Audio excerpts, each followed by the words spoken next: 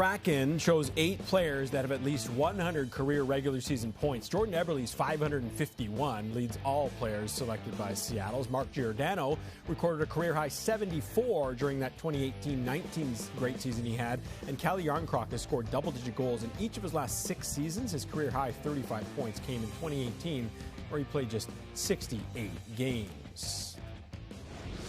Joining us now, our Director of Scouting, Craig Button. So, Craig, the expansion draft is over, but that doesn't mean the dust has settled exactly, especially when you look at the teams who have lost a player here. And when you look at the 7 Canadian teams, Craig, which team has the biggest hole left over thanks to the Seattle Kraken?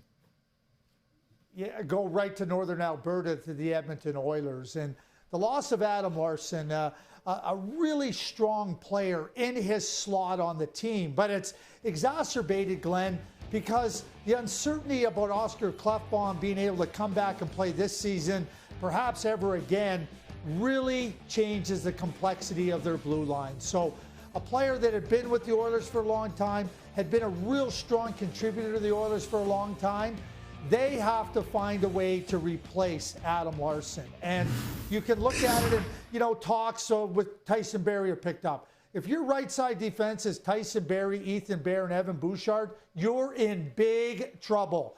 Ken Holland has to go and find players that can play the game like Adam Larsson and Oscar Klefbom. Failing that, his team's going to have some big shortcomings on the blue line. A lot of people wondered heading into this process, could Seattle do what Vegas did a couple of years back, have instant success? But when we looked at the Vegas roster back in 2017, it didn't look like much, yet they go to the Cup final. So what are your first impressions here of the Seattle roster, Craig? Okay, I just want to say this. I mean, the Vegas Golden Knights have had more success than just about every team in the National Hockey League, not named Tampa Bay. So, every team should be looking at Vegas and going, what could we do better?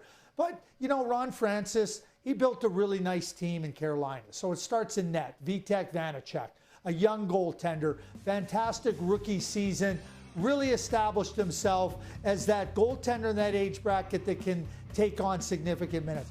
Mark Giordano is a really strong player. It's not a player that can help you on the ice solely. He also will be in demand come trade deadline time. And then you look at Yanni Gourde. Yanni Gourde, the way he plays, 2-time Stanley Cup champion, I just think that it's a phenomenal opportunity for the Seattle Kraken to add a player.